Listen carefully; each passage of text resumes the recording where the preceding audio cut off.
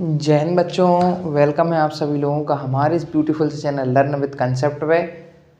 Good morning, good evening, good night, जिस भी time पे आप वीडियो देख रहे हैं बच्चों। और आज हम स्टार्ट करने वाले हैं बच्चों क्लास 7th का SST सोशल स्टडी को स्टार्ट कर रहे हैं बच्चों, जिसमें हम ज्योग्राफी को पहले स्टार्ट कर रहे हैं। तो ज्योग्राफी में बच्चों हम स्टार्ट करने वाले हैं यूनिट 4, यानी कि उस चैप्टर का नाम है एयर। अब बच्चे कहेंगे कि सर एयर में क्या है, एयर भी हमारे अराउंड होती है और उसमें क्या पढ़ना है। तो हम बच्चों एयर में उसकी कंपोजिशन को पढ़ेंगे, वो किस किस चीज़ों से मिलकर बनी होती है और क्या क्या उसके फीचर होते हैं, वो हमें कैसे हेल्प कर रही होती है, क्या क्या उसके फंक्शन है, क्या एटमॉस्फेयर होता है, क्या एटमॉस्फेयर की लेयर होती है, उन सबको बच्चों हम इस वीडियो में डिस्कस करेंगे आपके साथ, है ना बच्चों। I hope after watching this video you will understand all the topic given inside the book. चलिए बच्चों स्टार्ट करते हैं क्लास 7th का चैप्टर।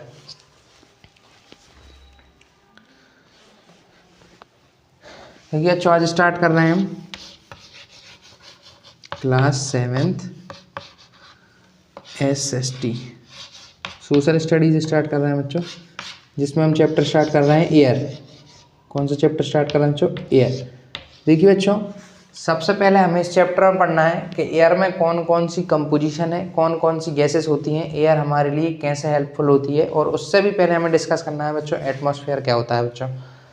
तो पहले मैं आपको बच्चों एयर की कंपोजिशन बता दूं, फिर इसके बाद अपन एटमॉस्फेयर पे चलेंगे बच्चों। तो सबसे पहले आपकी बुक में बताया गया है कि एयर में कितने परसेंट क्या होता है। अगर हम इस डायग्राम से देखें बच्चों कि एयर में हमारी क्या क्या है, तो हम देखते हैं बच्चों की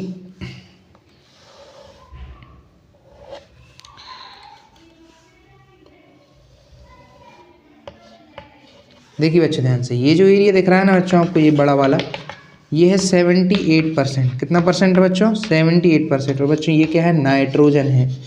क्या है बच्चों? नाइट्रोजन। नाइट्रोजन का फॉर्मूला जो होता है केमिकल, वो होता है N2। ठीक है, ये हो गई नाइट्रोजन। अब यहाँ पे जो 21% है, ये वाला जो क्वार्टर बन रहा है, इसमें जो 21% है वो है बच्चों ऑक्सीजन। क्या है बच्चों? Oxygen, that is O2। ये बचा कुचा जो परसेंट देखिए बच्चों, इन दोनों को मिलाकर ही हो गया, इन दोनों का अगर हम प्लस करें तो इन दोनों को ही मिला के हो गया पूरा 99%। अब बच्चों जो 1% बच रही है ना बच्चों, तो उनमें 3 गैसेस हैं मेनली। उनको अगर अपन डिवाइड करें तो 3 गैसेस में डिवाइड हो जाएंगे। एक तो है आर्गन, जो कि इनमें सबसे ज़्यादा परसेंट प्रेजेंट है। आर्गन, ARGON इसकी स्पेलिंग है, वो है बच्चों 0.93% प्रेजेंट। ठीक है। और एक है कार्बन डाइऑक्साइड और फिर अदर गैसेस भी हैं। तो ये तो हो गई 0.93%। फिर आ जाती है कार्बन डाइऑक्साइड, जो कि हो जाएगी बच्चों आपकी 0.04 या 0.3%। और एक और आ जाएगी, या अदर गैसेस लिख लेते हैं यहाँ पे, अदर गैसेस जो कि बच्चों हो जाती हैं आपकी 0.0 कितना बचा 4, तो ये हो जाएगा बच्चों आपको 0.03%। ये हो जाएगी बच्चों आपकी अदर गैसेस। तो आप बच्चों इस डायग्राम को नोट कर लीजिए, ये है बच्चों एयर की कंपोजिशन। आर्गन का यहाँ पे फुल फॉर्म लिख देते हैं, full formula argon, carbon dioxide, carbon dioxide, argon, carbon dioxide, other gases लिखा हुआ है ऑक्सीजन एंड नाइट्रोजन। आप बच्चों इसको नोट कर लीजिए, फिर हम आगे बढ़ते हैं और एटमॉस्फेयर को समझते हैं। एटमॉस्फेयर में क्या है नोट कर लीजिए बच्चों आप इसको।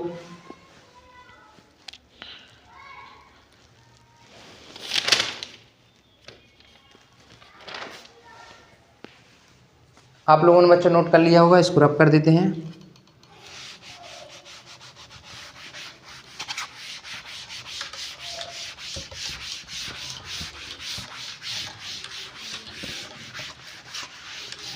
अच्छा, अगर आपको परसेंटेज अच्छे से ना लिख पाए तो मैं एक बार और लिख देता हूँ, वो 1% लिख देता हूँ कि उसमें 0.93% था हमारा आर्गन, कार्बन डाइऑक्साइड था हमारा 0.04%, और अदर गैसेस हो गई थी बच्चों, अदर गैसेस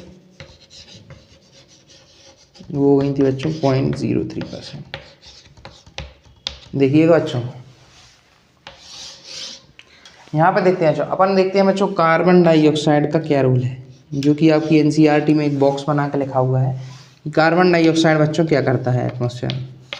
ध्यान से देखिए बच्चों, कार्बन डाइऑक्साइड का हमको पता है बच्चों कि humans release carbon dioxide, humans जो होते हैं, एनिमल्स जो होते हैं वो रिलीज करते हैं कार्बन डाइऑक्साइड और यूटिलाइजेस ऑक्सीजन।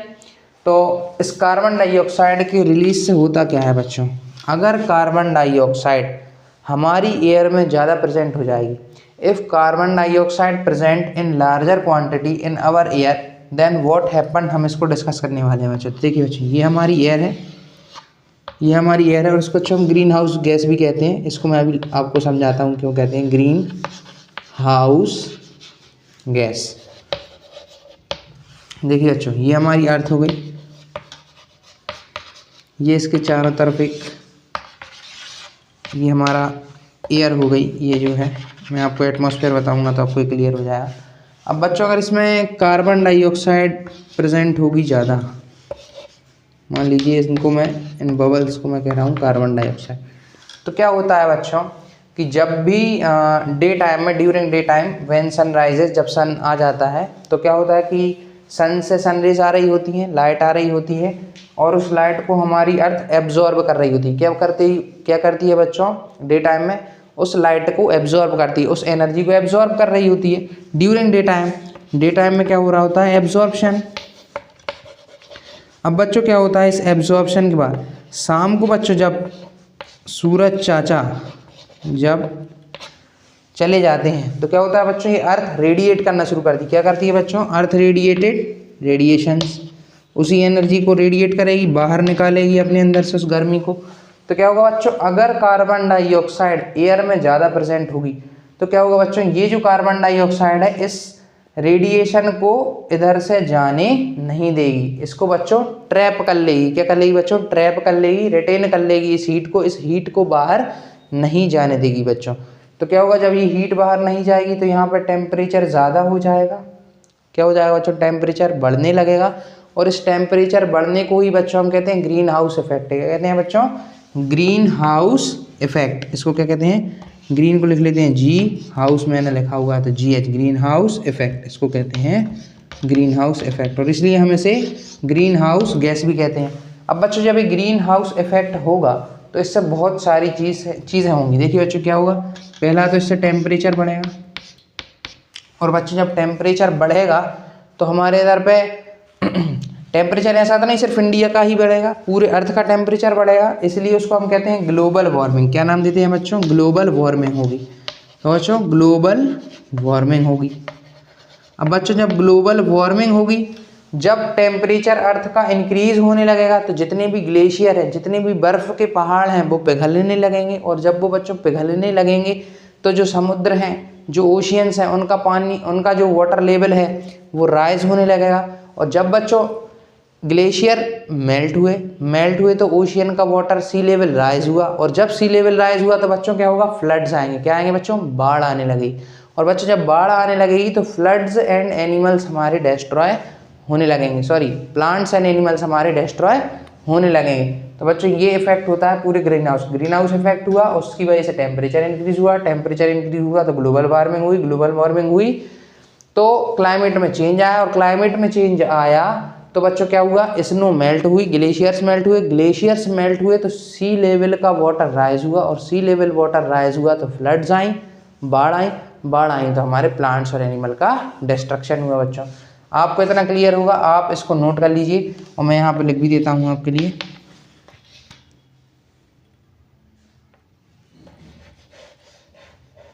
ये बच्चों एब्जॉर्प्शन था, मैं अभी आपको रब करके अच्छे से लिख के दिखा देता हूँ। देखिएगा बच्चों, ये एब्जॉर्प्शन थोड़ा सा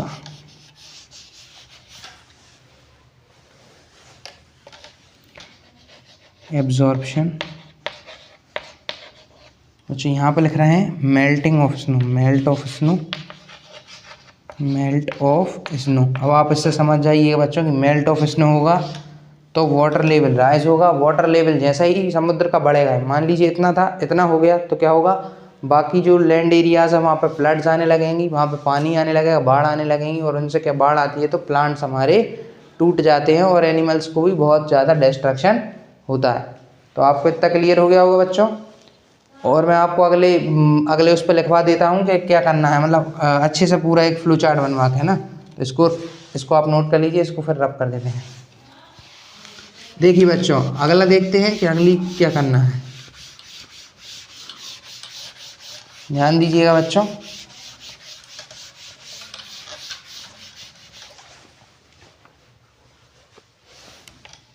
क्या हुआ बच्चों, जब ग्लोबल वार्मिंग हुई, अच्छे से लिख देते हैं यहाँ पे, ग्लोबल वार्मिंग,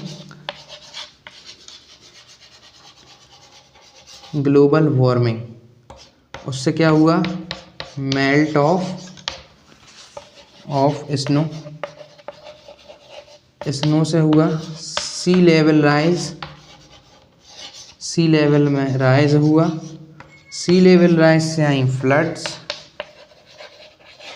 फ्लड्स आई तो बच्चों हुआ plant and animal destruction, plant and animal destruction.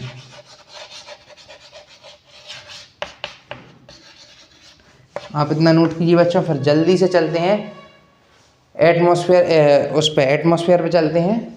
आप इतना नोट कीजिए बच्चों, पहले आपने नोट कर लिया होगा बच्चों, इसको रब कर देते हैं। ये रहा बच्चों सी।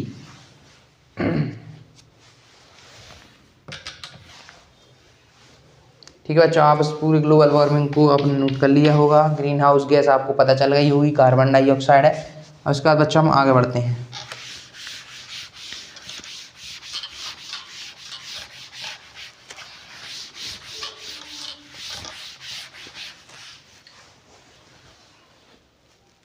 देखिए बच्चों, अब हम डिस्कस करने वाले हैं बच्चों अगला topic, that is atmosphere. Atmosphere है बच्चों ब्लैंकेट ऑफ एयर। क्या है बच्चों, ब्लैंकेट ऑफ एयर सराउंड्स अर्थ। बच्चों एटमॉस्फेयर क्या है, एक ब्लैंकेट ऑफ एयर है, यानी एक कंबल है हवा का, जो कि अर्थ ओढ़े हुए, जो कि अर्थ के चारों तरफ प्रेजेंट है। कुछ इस तरीके से, मैंने आपको डायग्राम में भी दिखाया था। अब इस एटमॉस्फेयर में ही बच्चों क्या होता है, गैसेस प्रेजेंट होती हैं बच्चों।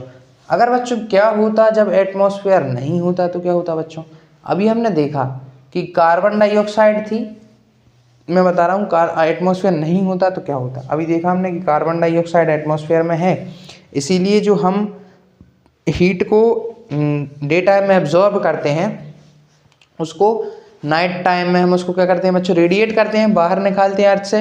अगर वो रेडिएशन कंप्लीटली, मतलब वो एब्जॉर्ब जितना हमने किया, अगर वो पूरी तरीके से वो हीट बाहर चली जाएगी, तो बच्चों अर्थ पे बहुत ही कम टेम्परेचर हो जाएगा, माइनस डिग्री में चला जाएगा। इसलिए यहाँ पे एटमॉस्फेयर रोल प्ले करता है बच्चों, जो कि उस हीट को पूरी तरीके से रेडिएट नहीं होने देता है, उसको यहाँ पर रिटेन कर लेता है। इसलिए यहाँ पे थोड़ा सा गर्म टेम्परेचर बना रहता है हमारी अर्थ पे।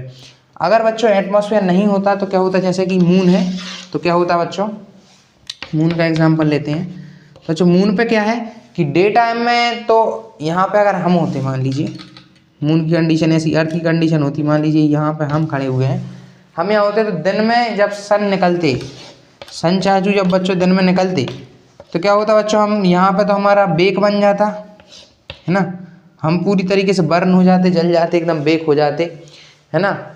और नाइट टाइम में क्या होता बच्चों, हम फ्रीज हो जाते, क्योंकि पूरी हीट इससे निकल के बाहर चली जाती, तो हम फ्रीज हो जाते। और दिन टाइम में क्या होता, डे टाइम में बच्चों हम बिल्कुल जल जाते, जल के राख हो जाते डे टाइम में। और नाइट टाइम में क्या होता बच्चों, हम बिल्कुल फ्रीज आउट हो जाते। तो ये होता अगर एटमॉस्फेयर नहीं होता। तो ये बच्चों रोल होता है एटमॉस्फेयर का।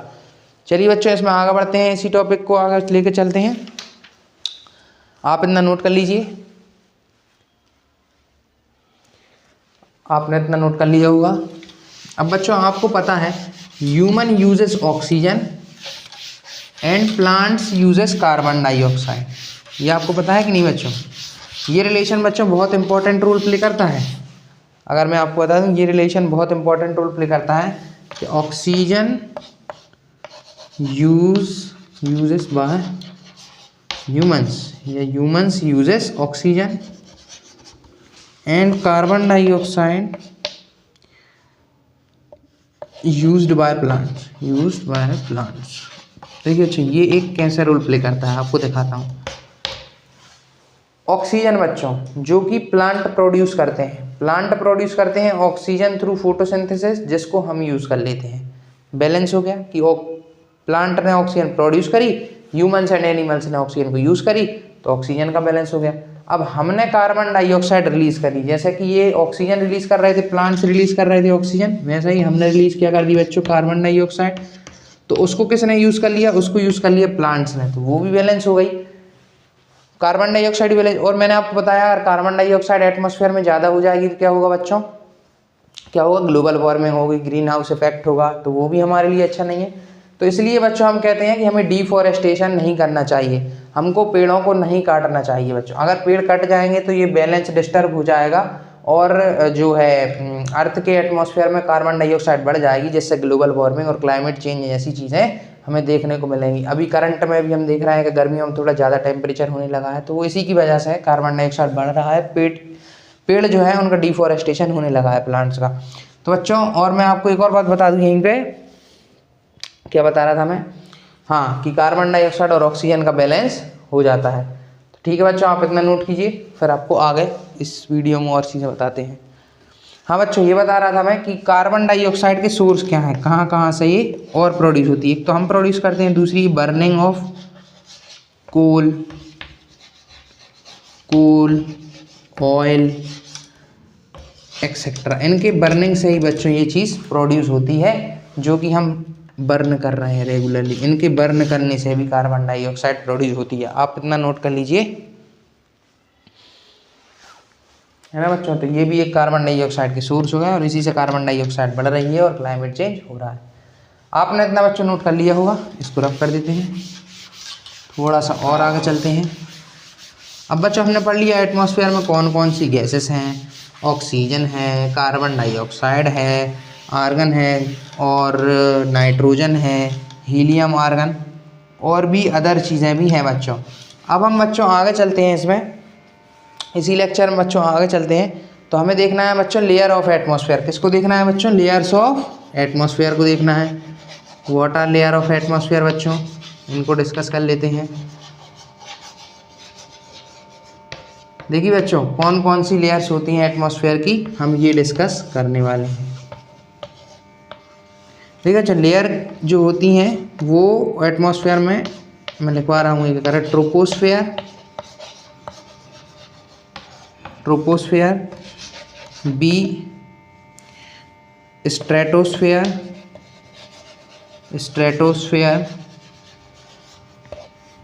सी मीजोस्फेयर, डी थर्मोस्फेयर, और बच्चों ई जो है वो है एग्जोस्फेयर। क्या है बच्चों, एग्जोस्फेयर। एक बार वीडियो की वर्किंग देख लेते हैं बच्चों, वीडियो काम कर रही है नहीं। यस बच्चों, वीडियो अच्छे से वर्क कर रही है। आज के लिए बच्चों वीडियो में इतना ही रहने देते हैं, नहीं तो वीडियो ज़्यादा लंबा हो जाएगा। हम अगली वीडियो में आपको बच्चों आके ट्रोपोस्फेयर, थर्मोस्फेयर, स्ट्रेटोस्फेयर, इन सब के रोल बताएंगे कि ये कितनी डिस्टेंस तक कवर करती हैं और इनके अलग अलग क्या क्या रोल है बच्चों। तो अभी इतना ही रहने देते हैं, आपको इसका पार्ट 2 मिल जाएगा जिसमें हम वो भी आपको कवर करा देंगे। ओके बच्चों, थैंक यू, जय हिंद। और अगर ये चैप्टर आपको समझ में आ रहा हो तो लाइक शेयर सब्सक्राइब जरूर करें।